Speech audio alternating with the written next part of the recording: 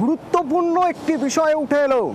কেন্দ্রীয় ওষুধ নিয়ামক সংস্থার যে পরীক্ষা থেকে বোঝা যায় ওষুধের গুণগত মান ঠিক আছে কিনা, যে ক্রাইটেরিয়া থাকা উচিত ওষুধের সেগুলো পরিমাণ মতো রয়েছে কিনা, ওষুধ জাল হয়েছে কিনা, সেই পরীক্ষায় 58টি ওষুধ ফেল। নামি ব্র্যান্ড কিরকম ওষুধ জানেন?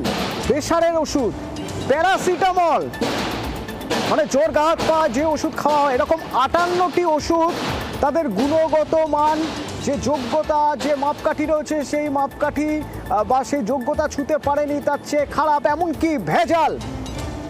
আরও বিস্তারিত জানবো, অভিজিৎ প্রতিনিধি আমার সঙ্গে রয়েছেন। অভিজিৎ, কোন কোন ওষুধ এবং সেই ওষুধগুলো নিয়ে সাধারণ মানুষের মধ্যে টেনশন থাকবে, তাদের বাড়িতেও রয়েছে, তাদের হয়তো নিয়মিত খেতে হয় সেই প্রেশারের ওষুধ, তো তারা কি করবেন এবার?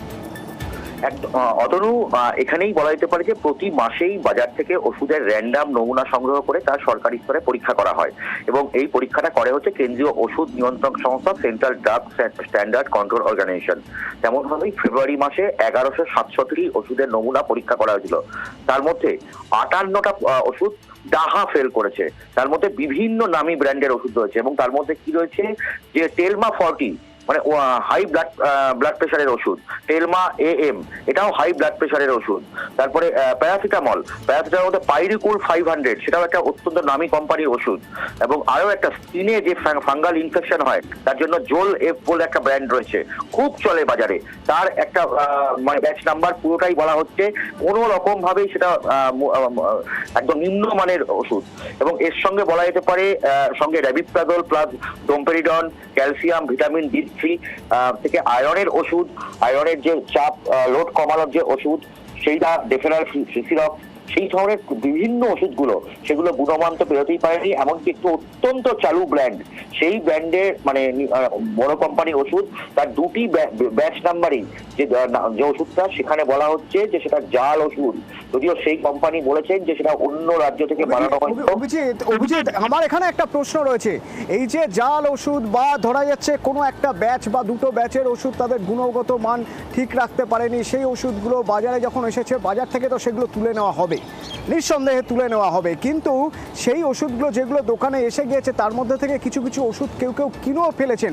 তারা তো জানেন না কোন ব্যাচ নাম্বার, যে ওষুধ খাচ্ছেন সেটা ভেজাল নাকি সেটা আসল, সেটা খেলে ক্ষতি হবে কিনা, তাদের কি হবে?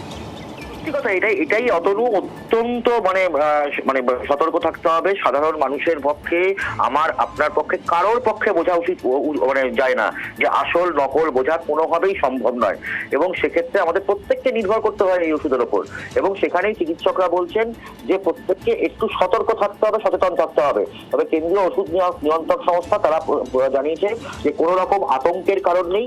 এই প্রত্যেকটা ওষুধের যে ব্যাচ নাম্বারগুলো সেগুলো প্রত্যেকটা স্টকিস্ট বা ডিস্ট্রিবিউটর থেকে ইতিমধ্যেই তুলতে আরম্ভ করা হয়েছে এবং প্রত্যেকটি ওষুধ কোম্পানিও জানিয়েছেন যে তারাও অত্যন্ত সতর্কভাবে এই ব্যবস্থা গ্রহণ করছেন যাতে কোনো ওষুধ সাধারণ মানুষের কাছে না পৌঁছায়, সেটা তারা সুনিশ্চিত করছে। তবে কেন্দ্রীয় ওষুধ নিয়ন্ত্রক সংস্থা তারাও এটাকে সুনিশ্চিত করার চেষ্টা করছেন যাতে কারোর পক্ষে এই ওষুধ যেন তারা না খায়, কারণ যে দুটি ভেজাল ওষুধ সেখান থেকেই কিন্তু একমাত্র সমস্যা হতে পারে। বাকি ওষুধগুলো যদি কোনোভাবে কোনো মানুষ খায় সেটা তার শরীরে কাজ করবে না, কিন্তু সেখান থেকে কোনো রকম বাহ্যিক সমস্যা হবে না বা অন্য কোনো শারীরিক সমস্যা হবে না। তবে তবুও ওষুধ নিয়ন্ত্রক সংস্থা তারা বলছেন যে তারা গোটা ওষুধগুলোই বাজার থেকে তুলে নেবেন, সে বিষয়ে তারা সাধারণ মানুষকে নিশ্চিত করছেন। ধন্যবাদ।